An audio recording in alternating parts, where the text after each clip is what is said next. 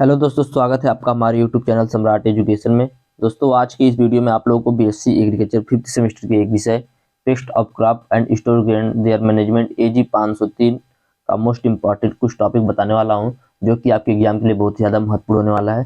तो आज की इस वीडियो में, आज की इस टॉपिक में आप लोगों को बताऊँगा ब्रिंजल सूट बोरर के बारे में, मस्टर्ड एफिड के बारे में और पोटैटो ट्यूबर मोथ के बारे में। ठीक है, जो कि बहुत ज़्यादा पूछता है एग्जाम में और बहुत ही ज़्यादा इंपॉर्टेंट भी है एग्जाम के बेस पे। तो चलिए देखते हैं, बहुत ज़्यादा इंपॉर्टेंट टॉपिक होने वाला है। तो आप लोग वीडियो को पूरा देखिएगा और इसका पीडीएफ यदि आप लोगों को चाहिए तो डिस्क्रिप्शन में व्हाट्सएप ग्रुप का लिंक और व्हाट्सएप नंबर दिया गया है, मैसेज करके आप लोग इसका पीडीएफ भी ले सकते हैं। चलिए देखते हैं। सूट और फल छेदक, इसको हिंदी में बोलते हैं, इंग्लिश में बोलते हैं brinjal suit and fruit borer. ठीक है, brinjal suit and fruit borer इसे बोला जाता है। इसका बोटेनिकल नेम होता है ल्यूसिनोड्स आर्बोनालिस। ठीक है, क्या होता है? ल्यूसिनोडेस आर्बोनाइलिस इसका बोटेनिकल नेम होता है। मैं लिख देता हूँ। ठीक है, देखिए टाइम नहीं था इसीलिए मैं कॉपी पे नहीं लिख पाया, तो जल्दी से मैं टाइप करके ही आप लोगों को दिखा दे रहा हूँ। ठीक है, ल्यूसिनोडेस आर्बोनाइलिस आर्बोनाइलिस, तो ये इसका बोटेनिकल नेम होता है। ठीक है, बोटेनिकल नेम क्या है? ल्यूसिनोडेस आर्बोनाइलिस। ब्रिंजल सूट बोरर का बोटेनिकल नेम ल्यूसिनोडेस आर्बोनाइलिस हो गया। ठीक है, इसकी फैमिली है पायरास्टिडे। पायरास्टिडे इसकी फैमिली है और लेपिडोप्टेरा गण का यह है। कौन से गण का है? लेपिडोप्टेरा, ऑर्डर इसका लेपिडोप्टेरा है। चलिए देखते हैं अब इसके बारे में वितरण और स्थिति, मतलब डिस्ट्रीब्यूशन। तो Bharat, Bangladesh, Malaysia, Thailand, Burma, Sri Lanka, Laos, दक्षिण अफ्रीका, कांगो, तो इन देशों में यह पाया जाता है। यह बैगन का एक प्रमुख और नियमित कीट है जो 30 से 50% या उससे अधिक फसलों को हानि पहुंचाता है। ठीक है, यह जो इंसेक्ट है बैगन का बहुत ही महत्वपूर्ण इंसेक्ट है जी। ठीक है, इसके द्वारा 30 से 50% तक की फसल के नुकसान हो जाती है। किससे? Brinjal suit borer and fruit borer के द्वारा। ठीक है, इसका पूरा नाम है brinjal suit and fruit borer, जिसका बोटेनिकल नेम है ल्यूसिनोडेस आर्बोनाइलिस। याद रखिएगा, इंपॉर्टेंट है बहुत ज्यादा। अगला है मेजबान श्रेणी में, मतलब इसका मतलब है होस्ट प्लांट। होस्ट प्लांट कौन कौन से हैं? तो बैगन, आलू और सोलेनेसी कुल से संबंधित जो भी जंगली पौधे हैं या मटर हैं उन पर यह लगता है। ठीक है, याद रखिएगा, बैगन, आलू या सोलेनेसी से संबंधित अन्य जंगली पौधे और मटर इसके होस्ट प्लांट है। ठीक है, अगला है नुकसान के लक्षण। ठीक है, तो लार्वा कोमल टहनियों में छेद कर देता है और टर्मिनल टहनियों या मृत हृदयों को मुरझा देता है। ठीक है, हृदयों मतलब मृत जो पौधे होते हैं उनको क्या करता है? मुरझा देता है या पत्तों को मुरझा देता है। यहाँ पर आप लोग देखेंगे भी, मैं दिखा देता हूँ। ठीक है, पत्तियों, फूलों और कलियों और विकसित हो रही कलियों के डंठल में भी छेद कर देता है। ठीक है, क्या बोल रहा है कि पत्तियां, फूलों की कलियों और विकसित हो रही कलियों के डंठल में भी छेद कर देता है, जिससे पत्तियां मुरझा जाती हैं, कलियां झड़ जाती हैं और फल खाने के लिए अनुपयुक्त हो जाते हैं। प्रभावित फल पर मल मूत्र से बंद बार होल वाले होते हैं। ठीक है, फलों का आकार भी खराब हो जाता है। यहाँ पर देखिए इसी प्रकार से ये क्या करते हैं? पौधों को सुखा देते हैं। यहाँ पर देखिए जैसे ये नया नया निकल रहा था पत्ता। ठीक है, इसको क्या कि इसके अंदर छेद कर दिए। सूट सूट इसलिए इनको रहता है, छिद्र कर देते हैं। ठीक है, जो टहनियाँ निकलती हैं, जो पत्ती निकलती है उसमें छेद कर देता है। जब इसने छेद कर दिया तो ये क्या हुआ? यहाँ से देखिए पत्ता मुरझा गया। ठीक है, तो मैंने कहा था कि ये जो देखिए पहली बात तो यह है कि यह जो इंसेक्ट, लिखने का आप लोगों का तरीका क्या होना चाहिए? तो आप लोग लिखेंगे संपूर्ण भारत में बैगन का सबसे अधिक विनाशकारी पीड़क है या इंसेक्ट है।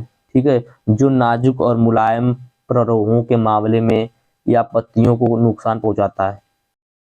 इसके द्वारा पत्तियों में छिद्र कर दिया जाता है, जिससे पत्तियां मुरझा जाती हैं या लटक जाती हैं। ठीक है, यह एक बहुत ही खतरनाक इंसेक्ट है। ठीक है, संक्रमित फसलों में गोल गोल सुराख नजर आते हैं। ऐसे फलों का जो बाजार का मूल्य होता है वह भी घट जाता है और संक्रमित फल में से विटामिन सी बहुत कम हो जाता है। ठीक है, तो ये जब फल होता है ना, फलों में भी ये छेद कर देते हैं। फल जैसे हमारे जो बैगन है, बैगन में छेद कर देंगे। देखेंगे आप लोग गाँव में बैगन में छिद्र रहता है। ठीक है, इससे क्या होता है? इससे बाजार में उसका कीमत भी कम हो जाता है और उससे अधिक नुकसान भी होता है। तो यह था आप लोगों का इसके बारे में, डैमेज के बारे में। ठीक है, चलिए आगे देखते हैं।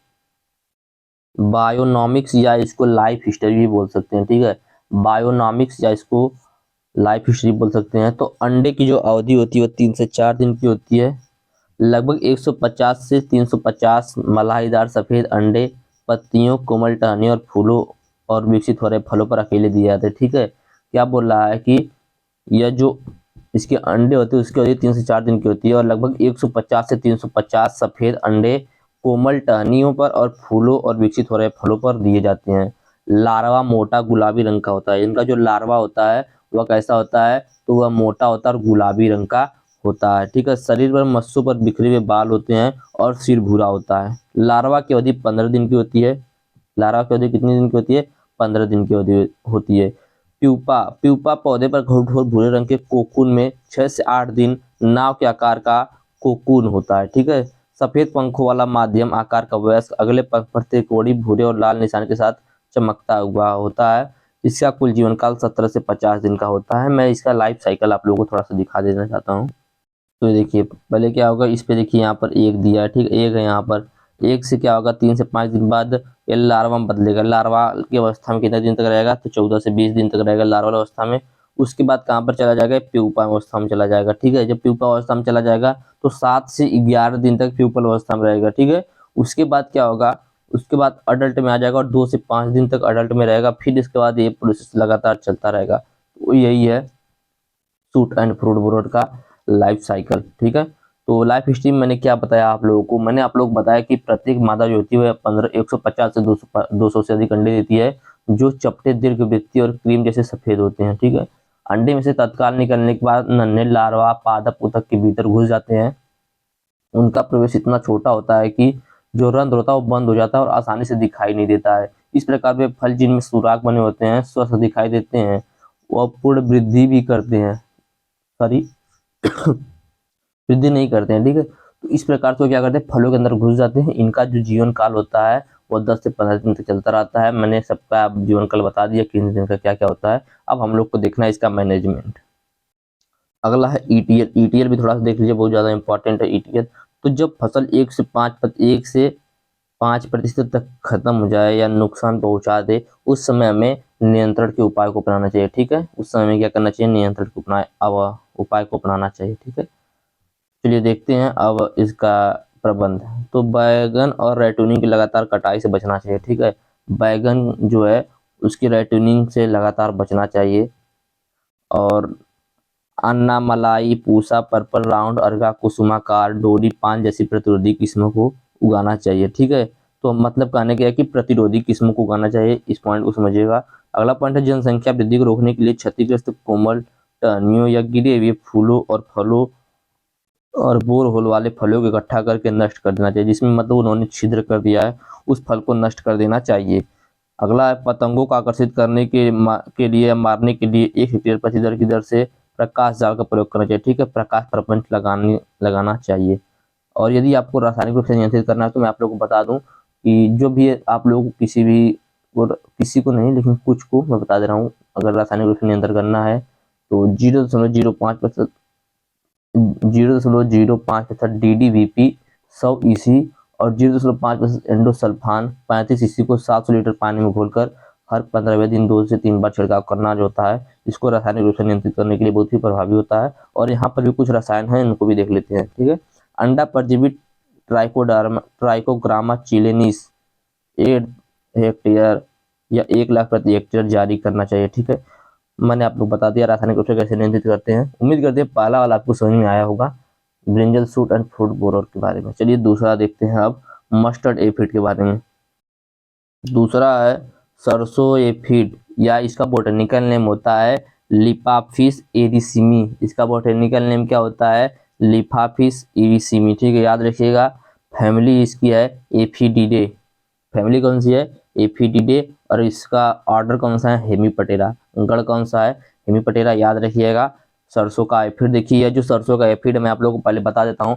इसी डिजीज को सॉरी इसी इंसेक्ट को देखिए पात गोभी के एक कीट के बारे में पूछता है। ठीक है, पत्ता गोभी का ज्यादा पूछता है, याद रखिएगा। पत्ता गोभी के बारे में पूछेगा तो भी आप लोग को यही इसी डिजीज को इसी इंसेक्ट को लिखना है या इसी पेस्ट को लिखना है। तो चलिए देखते हैं। इसका बोटेनिकल नेम होता है लिपाफिस एरिसिमी, फैमिली एफिडिडे, गढ़ हेमीपटेरा। इसका देखते हैं डिस्ट्रीब्यूशन। तो दुनिया भर में वितरित और एक गंभीर कीट है। ठीक है, यह जो कीट है पेस्ट है दुनिया भर में पाया जाता है और यह एक बहुत ही गंभीर कीट है। ठीक है, मेजबान श्रेणी मतलब होस्ट प्लांट कौन कौन से हैं, तो क्रूसीफेरस तिलहन जैसी तोरिया सरसों, राया, तारा मीरा और ब्रसिका सब्जियां जैसे पत्ता गोभी, फूल गोभी, नोल खोल आदि देखिए इन सभी पर लगता है। तो देखिए हमारे पत्ता गोभी को भी दिया है, पत्ता गोभी के बारे में पूछ सकते हैं, याद रखिएगा। तो भी आप लोग को यही लिखना बहुत ज्यादा इंपॉर्टेंट है, यह टॉपिक भी, ठीक है। चलिए आगे चलते हैं। इनका बायोनॉमिक्स या इसको लाइफ हिस्ट्री बोल सकते हैं, उसको देखेंगे। तो ये जू जैसे हल्के रंग के कीड़े होते हैं, जू आप लोग जानते होंगे, तो उसके जैसे हल्के रंग के कीड़े होते हैं जो दिसंबर से मार्च तक प्रचुर मात्रा में पाए जाते हैं। ऐसा माना जाता है कि गर्मियों के दौरान यह पहाड़ों की ओर पलायन कर जाता है, मतलब जब गर्मी आता है तो उस समय पहाड़ों पर चला जाता है। यह कीट पार्थेजेनेटिक रूप से प्रजनन करता है और मादा 26 से 133 शिशुओं को जन्म देती है। कितना देती है? 26 से 133 शिशुओं को जन्म देती है। वे बहुत तेजी से बढ़ते हैं और 7 से 10 दिन में पूर्ण भोजन प्राप्त कर लेते हैं। 7 से 10 दिन क्या करते हैं? पूर्ण भोजन प्राप्त कर लेते हैं। एक वर्ष में लगभग 45 पीढ़ियां पूरी हो जाती हैं, ठीक है। इनकी एक वर्ष में लगभग 45 पीढ़ियां पूरी हो जाती है, मतलब 7 से 10 दिन में जब हो जाता है इनका पूरा जीवन काल, तो एक वर्ष में 45 पीढ़ियां तो बहुत कम ही है, मान लीजिए, मतलब मिला जुला सब हो जाएगा। तो यह एक वर्ष में अपनी 45 पीढ़ियां जो है उनकी पूरी करती हैं। बादल और ठंडे मौसम में, मतलब 20 डिग्री सेल्सियस या इससे नीचे के लिए इस कीट के प्रसार के लिए बहुत अनुकूल होता है। जब 20 डिग्री सेल्सियस या इससे नीचे का टेम्परेचर होता है, जैसे इस टाइम में जिस टाइम वीडियो बना रहा हूँ यहाँ का टेम्परेचर 16 है, तो इस टाइम यहाँ का जो टेम्परेचर इसके लिए बहुत ही अनुकूल है। पंख वाले रूप शरद ऋतु और वसंत ऋतु में पैदा होते हैं और वे एक खेत से दूसरे खेत और एक इलाके से दूसरे इलाके में फैलते हैं, ठीक है। तो यह था इसके लाइफ हिस्ट्री के बारे में, जो कि मैंने बताया कि यह जो होता है गर्मियों के मौसम में कहाँ चले जाते हैं? पहाड़ों पे चले जाते हैं। यह जू जैसे हल्के रंग के कीड़े होते हैं जो दिसंबर से मार्च तक प्रचुर मात्रा में पाए जाते हैं। यह कीट पार्थेजेनेटिक रूप से प्रजनन करता है और मादा 26 से 133 शिशु जन्म देती है। ये बहुत तेजी से बढ़ती है और 7 से 10 दिन में पूर्ण भोजन भी कर लेते हैं। एक वर्ष इनकी 45 पीढ़ियां पूरी होती है। इनके लिए सबसे अनुकूल टेम्परेचर 20 डिग्री सेल्सियस से नीचे का होता है, ठीक है। चलिए आगे चलते हैं। चलिए आगे देखेंगे डैमेज, ठीक है।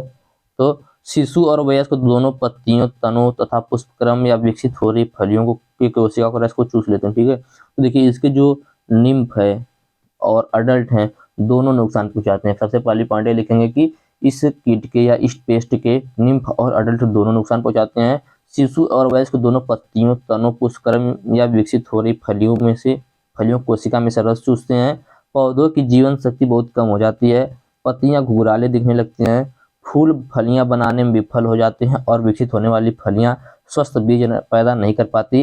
प्रभावित फसल की उपज 1/4 या 5वीं तक कम हो जाती है, ठीक है। 1/4 या 5वीं तक कम हो जाती है। तो याद रखिएगा यह था इसका डैमेजिंग क्या क्या है, कौन कौन सा डैमेज करता है। तो इसके निम्फ अडल्ट दोनों डैमेज करते हैं। यह क्या करते हैं, या निकलने के बाद जो शिशु होता है वो अंडे से निकलने के बाद या वो निकलने के बाद क्या करता है, जो पत्ती होती है या पुष्पक्रम होते हैं उनके फलियों में से कोशिका के रस को चूस लेता है। फिर पौधे की जो जीवन शक्ति रहती है उसको चूस लेने से बहुत कम हो जाती है। पत्तियां जो थी वो घुघराले रंग की घुघराले तरह की दिखने लगती हैं, घुघराले आकार की। फूल फलियां बनाने में विफल हो जाता है और विकसित होने वाली फलियां स्वस्थ बीज भी पैदा नहीं कर पाती। तो इससे प्रभावित फसल की एक उपज या 1/4 या 5वीं तक कम हो जाती है, ठीक है। चलिए आगे चलते हैं, इसका मैनेजमेंट देखेंगे और मैं आप लोगों को इसी में कुछ पॉइंट ऐसा बताऊंगा जो कि सभी में यूज होगा, ठीक है। देखिए पहले मैं आप लोग बता देता हूँ, आप लोग पहला पॉइंट यही लिख सकते हैं सभी में, ठीक है, और दूसरा पॉइंट इसको भी लिख सकते हैं। तो पहले 2 पॉइंट इसको जान लीजिए, फिर मैं अभी आगे बताता हूँ। तो जब भी संभव हो फसल जल्दी बोएं, बेहतर होगा कि अक्टूबर के तीसरे सप्ताह तक बोएं। लेकिन आप लोग ऐसा नहीं लिखेंगे अक्टूबर के तीसरे सप्ताह तक बोएं, आप लोग लिखेंगे कि फसल को जल्दी बोएं, जल्दी बुआई करें फसलों की, ठीक है। अगला है उर्वरकों की अनुशासित मात्रा का प्रयोग कर, ठीक है, मतलब उपयुक्त मात्रा में उर्वरक का प्रयोग करिए, ना कि उर्वरक जो ज्यादा हो जाए या कम हो जाए, ठीक है।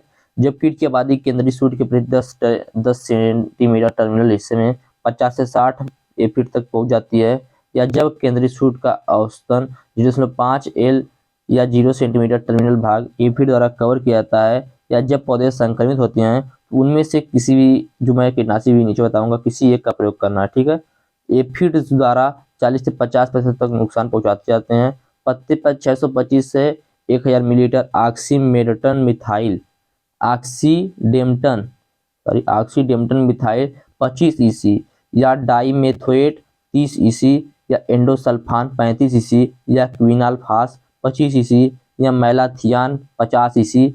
फसल की अवस्था के आधार पर प्रति हेक्टेयर 600 से 1000 लीटर पानी में 940 से 1500 मिलीलीटर मिलीलीटर च्योर पाइरिफोस 20 ईसी को, या दानेदार कीटनाशक को 10 किलोग्राम फोरेट एलओजी, 33 किलोग्राम कार्बोफ्यूरान 30 प्रति हेक्टेयर। इसके बाद हल्की सिंचाई करनी चाहिए। ठीक है, आप लोगों को देखिए मैं इसमें और एक पॉइंट पहले मुख्य बता देता हूँ। आप लोग लिखेंगे कि जहां तक संभव वहां तक प्रतिरोधी किस्मों की बुआई करें। ठीक है, उसके बाद आप लोग लिखेंगे कि रासायनिक रूप से फसलों के नियंत्रण के लिए ऑक्सीडेमटन मिथाइल 25 ईसी या एंडोसल्फान 25 ईसी का प्रयोग करना चाहिए। ठीक है, आप लोग को सिर्फ इतना पॉइंट लिखना, इतना सब नहीं लिखना है। मैं इतना सब रासायनिक का नाम इसलिए बता दिया क्योंकि कुछ भी आप लोग कोई भी याद आ जाए। ठीक है, तो यह था आप लोगों का दूसरा भी कंप्लीट हो गया।